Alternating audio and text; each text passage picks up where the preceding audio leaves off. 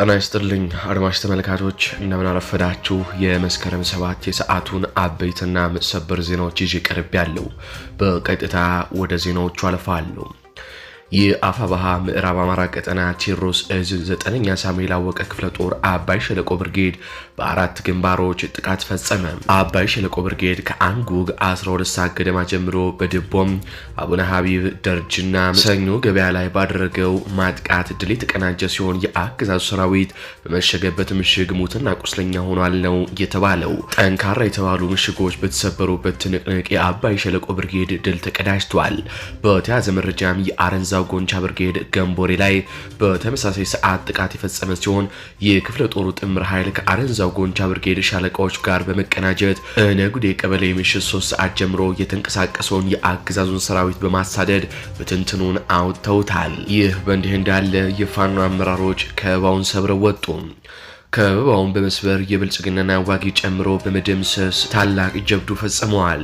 የአንድ ሞት ያዛቸው ብርጌድ በላይ ዘለቀ አንደኛ ሻለቃም አግታ ቀበሌ ላይ በሌሊት ለመክበብ በኮሎኔሎችና ከፍተኛ መኮንኖች በተነደፈ እቅድ የተንቀሳቀሰው የብልጽግና ኃይል በፋኖ ኃይሎች ተመክቶም ተቀጥቅጦ ተመልሷል። በአውደ ውጊያውም የብልጽግና ዋጊ መኮንንን ጨምሮ በርካታ የብልጽግና ኃይል መደምሰስ ተችሏል ሲሉም የፋኖ ኃይሎች አስታውቀዋል። ዘመነ ካሴን ጨምሮ በርካታ የፋኖ ኃይሎችን ከበባ ውስጥ አስገባለሁ ብሎም ከሁለት ፓትሮል በላይ የመጣው የብልጽግና ኃይል ተደምስሶ ወደ ጉድጓድም ተጥሏል ነው ያሉት የፋኖ ኃይሎች። የጀግናው አንሙት ያዛቸው ብርጌድ በአለት ላይ የጠና በመሆኑ ከበባውን ሰብሮ በመውጣት ከ30 በላይ የሆነ የአገዛዙን ሰራዊት በመሸኘት የብልጽግና ኃይል ዳግም ወደ አግታም ዞሮ እንዳይገባም በማድረግ በድል ተቋጭቷል ሲሉም የፋኖ ኃይሎች ገልጸዋል። ይህ በእንዲህ እንዳለ ቢዛሞ ወለጋ ላይ ሙጊያው ቀጥሏል።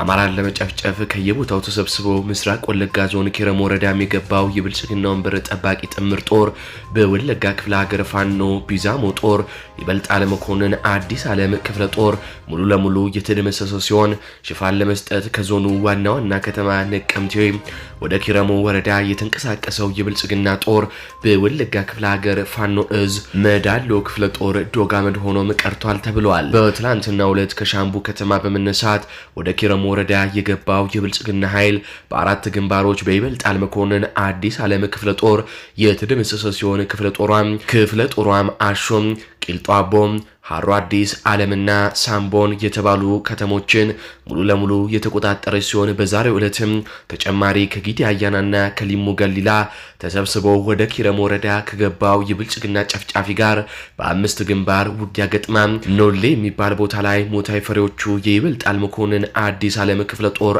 አናብስቶች የብልጽግና ወንበር ጠባቂም እያረገፉት ይገኛሉ። በመጨረሻም አድማጭ ተመልካቾቻችን ፋኖ በትላንትናው ዕለት የብልጽግናን ካምፕ ተቆጣጥሮ የማረካቸውን ሚሊሻዎች ሲነዳ የሚያሳይ ቪዲዮም አሳይተናችሁ ነበር።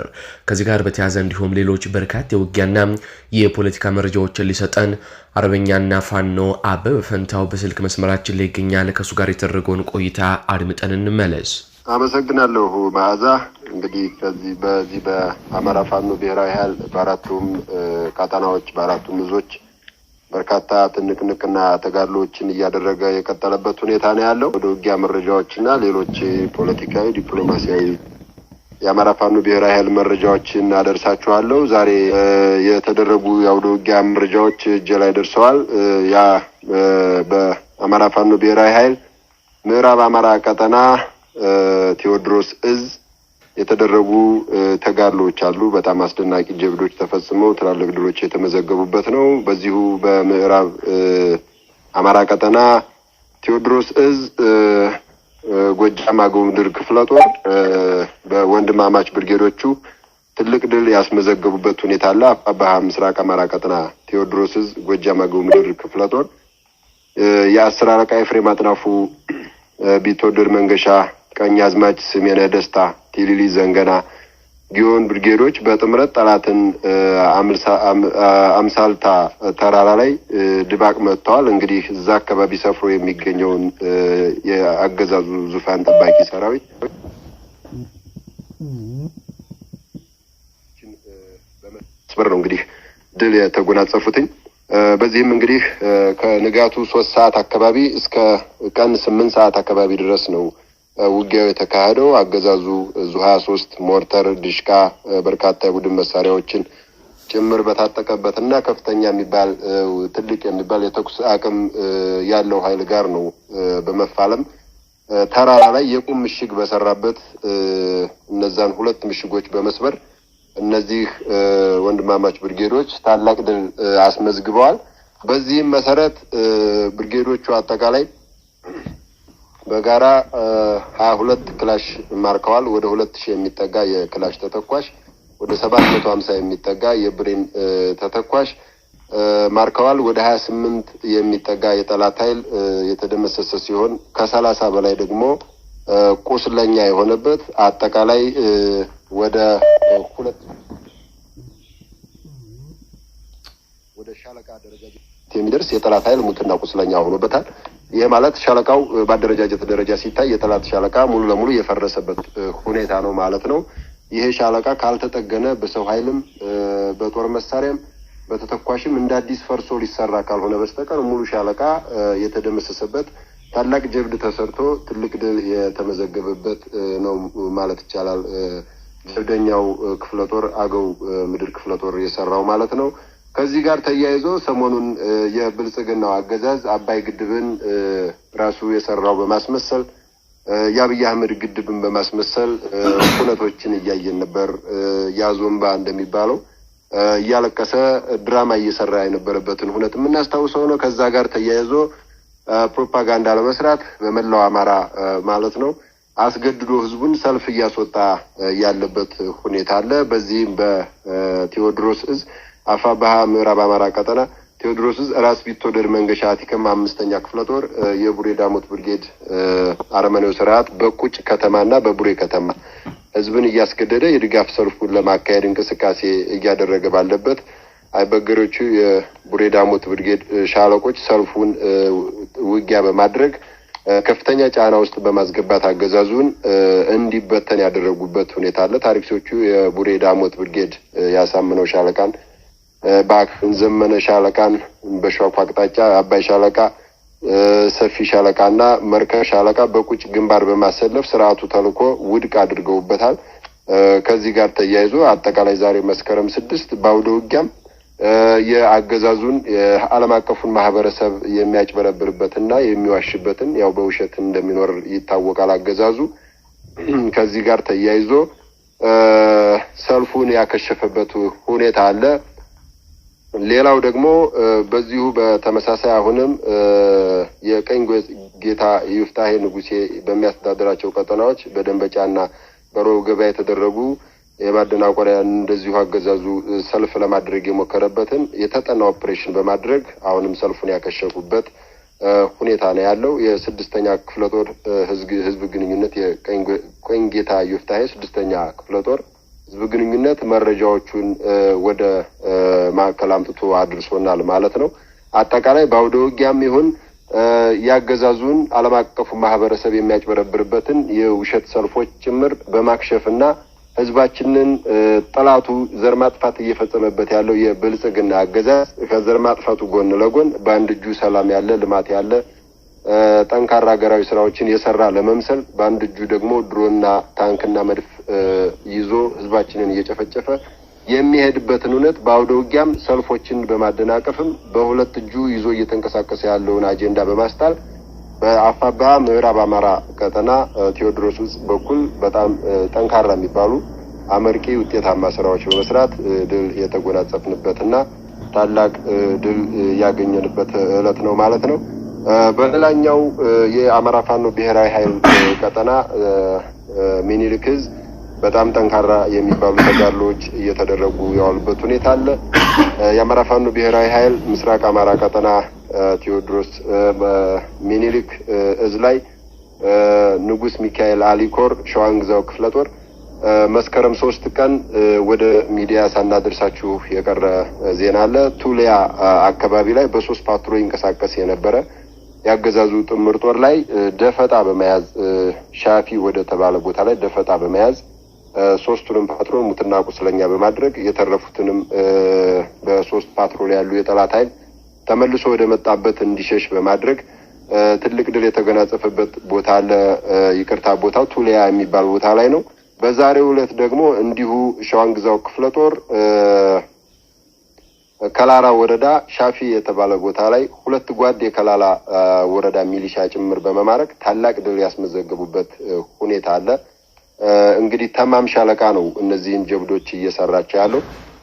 በዚህ ተጋድሎ በጣም በርካታ የጠላት ኃይል ሙትና ቁስለኛ በማድረግ ትልቅ ድል የተጎናጸፈበት ሁኔታ አለ። ከሙትና ቁስለኛው ባሻገር ደግሞ ከ15 እና ከዛ በላይ የከላላ ወረዳ ሚሊሻዎችን በመማረክ በእጁ አስገብቶ ተሐድሶ በመስጠት ምክር አገልግሎት በመስጠት ፋኖ ጋር ሆኖ የሚታገለውን ፋኖ ጋር እንዲያታገል ወደ ግብርናው ተመልሶ ከቤተሰቡ ጀምሮ ልጆቹን ቤተሰቡን የሚያስተዳድርበትን የሚመራበትን ከዛ ባሻገር ደግሞ የአማራን ሕዝብ የኢትዮጵያን ሕዝብ በግብርናው መስክ የሚመግብበትን ስራውን እንዲሰራ የማድረግ ስራ በዚሁ በተሐድሶ ስራ የመስራት ስራ ሊሰሩ ይችላሉ። ከዚህ ጋር ተያይዞ በንጉስ ሚካኤል አሊኮር ሸዋንግዛው ክፍለ ጦር የተደረጉ በጣም ምርጥ የሚባሉ የተጋድሎ መረጃዎች እነዚህን ይመስላሉ። ወደ ሌላኛው መረጃ ስንመጣ በግዙፉ ላስታ አሳምነው ኮር ስር የሚገኘው በአርበኛ ኮማንዶ ዘላለም ሲሳይ የሚመራው ተከዜ ክፍለ ጦር ዛሬ ኩልመስክ አካባቢ የሻላይ የተባለ ቦታ ከወልዲያ በኩል መስክ አድርጎ ወደ ላሊባር ረሽን ጭኖ ሲሄድ የነበረን የጠላት ሰራዊት አንድ ኦራል የጠላት ሰራዊት ሙትና ቁስለኛ በማድረግ ሻለቃ አመራሩን ጭምር በመደምሰስ ታላቅ ድል ያስመዘገቡበት ሁኔታ አለ። እንግዲህ በቅርቡ እንደምታስታውሱት የግዙፉ ላስታ አሳምነው ኮር ስር የሚገኘው ተከዜ ክፍለ ጦር በርካታ የጠላት ኃይል ሙትና ቁስለኛ በማድረግ ብሬኖችን በርካታ ክላሾችና ተተኳሾችን በቅርብ ጊዜ የማረከበት ሁኔታ እንዳለ የሚታወቅ ነው። በዛው ተከዜ ክፍለ ጦር በሚንቀሳቀስበት ቀጠና በቅርብ ርቀት ጠራሪ ክፍለ ጦር በሚንቀሳቀስበት አካባቢ ጊዳን ወረዳ ወንዳች ከተማ አካባቢ ንጹሃኖችን በሞርተር የገደለበት ሁኔታ አለ። ንብረትም ያወደመበት ሁኔታ አለ። በዚሁ በግዙፉ ላስታ አሳምነው ኮር ስር የሚገኘው ሜጀር ጄኔራል ውባንት አባተ ክፍለ ጦር ታላቅ የተሐድሶ ፕሮግራም አድርገው ራሳቸውን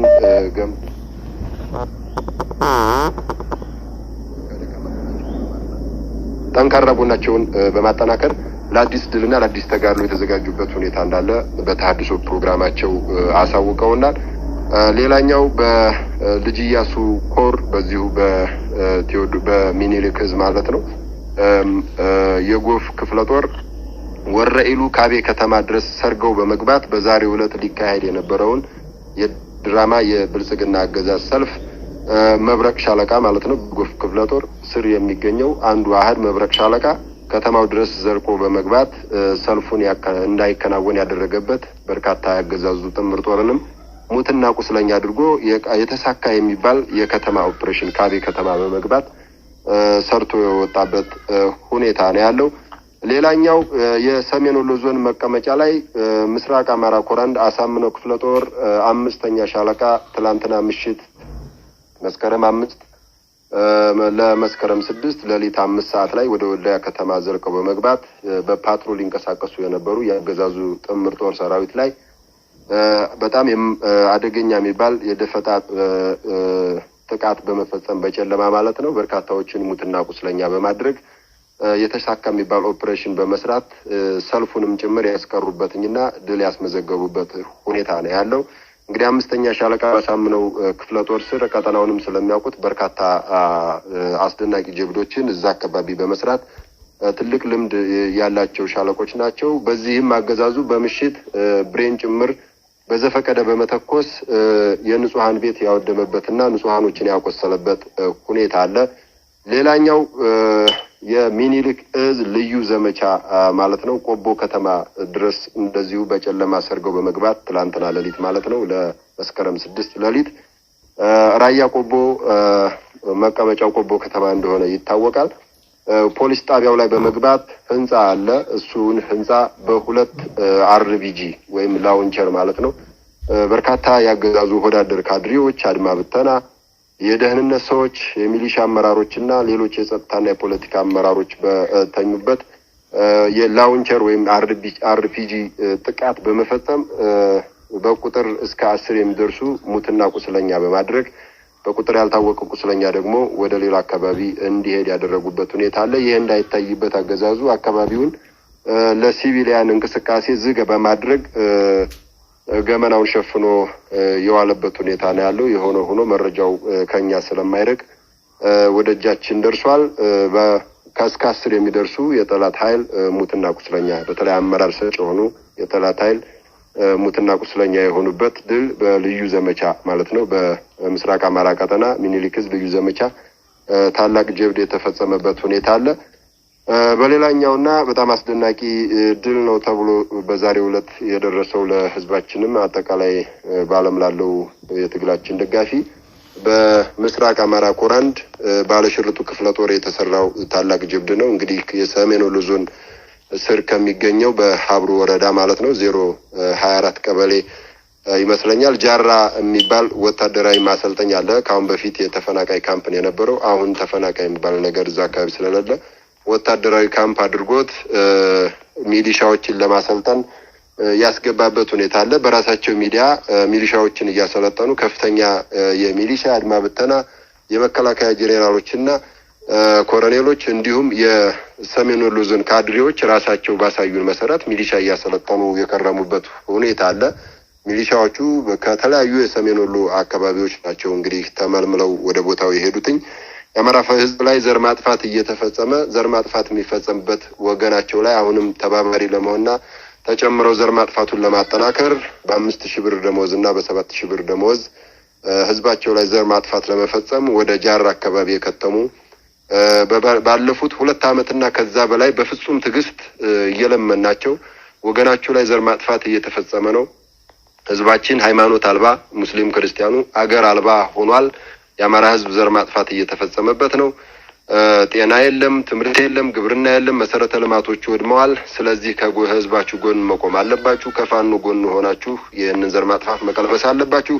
ካልቻላችሁ ደግሞ አርፋችሁ ተቀመጡ፣ በግብርናው ዘርፍ ህዝባችሁን አገልግሉ፣ ቤተሰባችሁን ምሩ በሚል ለበርካታ ጊዜያት እንግዲህ ከ2 ዓመት በላይ የለመናቸው አካላቶች ለ5000 እና ለ7000 ብር ደሞዝ ብለው ያገዛዙን የሐሰት ትርክት በመቀበል የሐሰት ስሁት ዓላማ በመቀበል ወደ ጃራ ማሰልጠኛ ካምፕ የገቡ በርካታ ቁጥር ያላቸው የሰሜን ወሎ ዞን አካባቢዎች የተሰባሰቡ ሚሊሻዎች እንግዲህ ዛሬ መስከረም 6 ትላንትና ከመስከረም 5 ወደ መስከረም 6 ሌሊት 10 ሰዓት ላይ በተጀመረ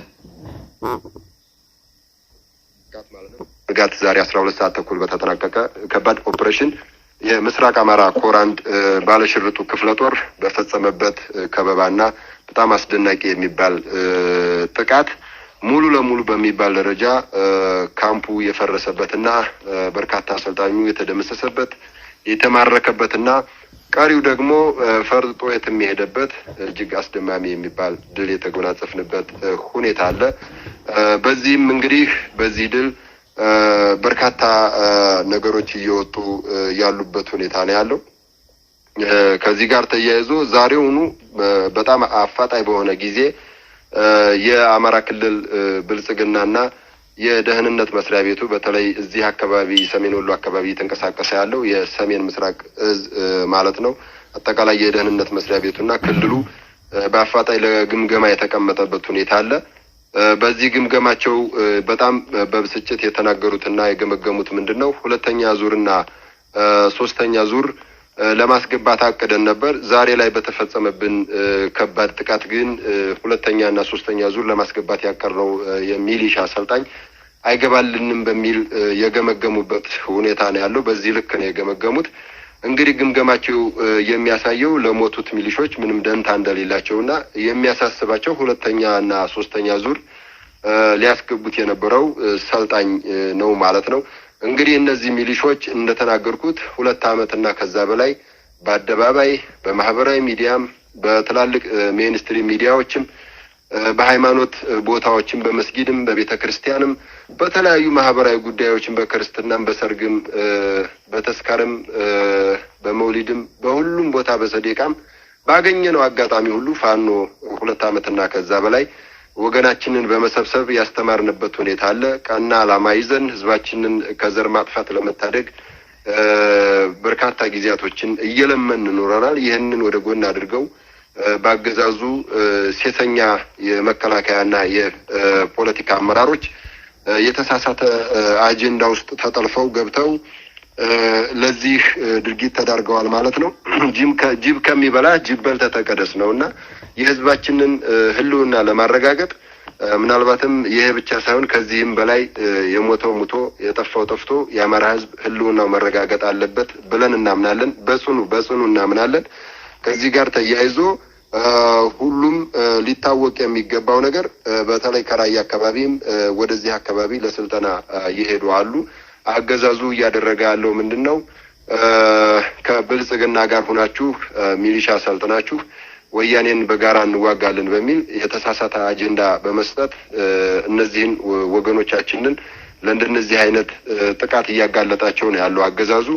አሁን መሟች ቤተሰቦችም የተጎዱ ቤተሰቦችም ይሁን በቀጣይ ወደ ሚሊሻነት ወገኖቻቸው ቤተሰቦቻቸው የሚገቡ የአማራ ህዝብ ማወቅ ያለበት በተለይ ከራያ አካባቢ በመምጣት ወደዛ ማሰልጠኛ ካምፕ የገቡ ወደፊትም ሊገቡ ያሰቡት መታሰብ ያለበት ሀቅና እውነታ ምንድነው? የመከላከያ የደህንነት መስሪያ ቤቱና የአማራ ክልል ብልጽግና ግምገማ እንደሚያሳየው ሁለተኛና ሶስተኛ ዙር ስለሚያስገቡት ሰልጣኝ እንጂ ስለሞቱት ምንም አይነት ደንታ እንደሌላቸው የገመገሙበት ሁኔታ አለ። ግምገማቸው ወዲያው እንዳለቀ ነው የደረሰን።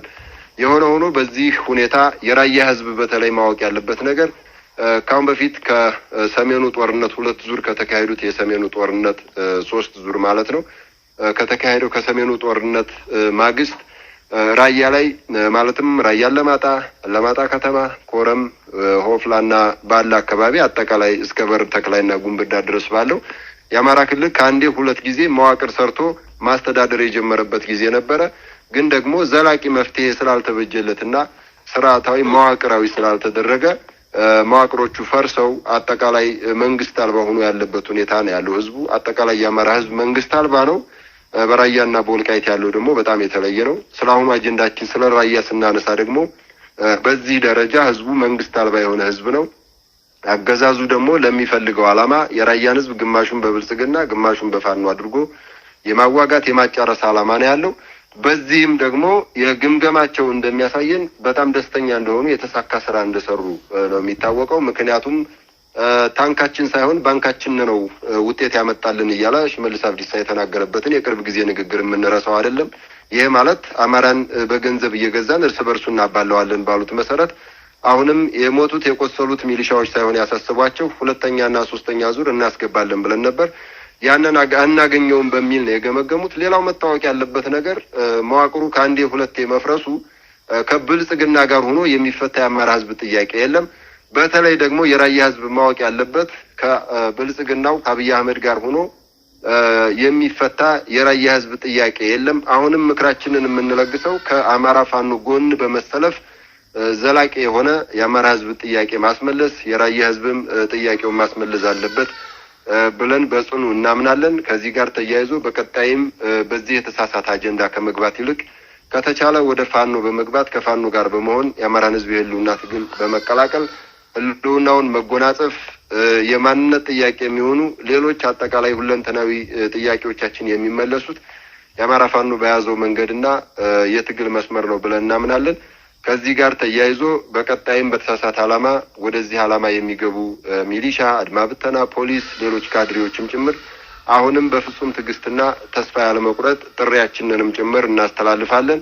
አጠቃላይ የአማራ ፋኖ ብሔራዊ ኃይል በዛሬው ዕለት የደረሱን የሁለቱ ቀጠና የአውደ ውጊያ ሌሎች ፖለቲካዊና ዲፕሎማሲያዊ መረጃዎች እነዚህን ይመስላሉ። በደቡብ አማራ ቀጠናና ሰሜን አማራ ቀጠና በኢንተርኔትና በስልክ ችግር ምክንያት እስካሁን ባለው ሁኔታ መረጃዎች ያልደረሱንም እንደደረሱን የምናደርስ ይሆናል።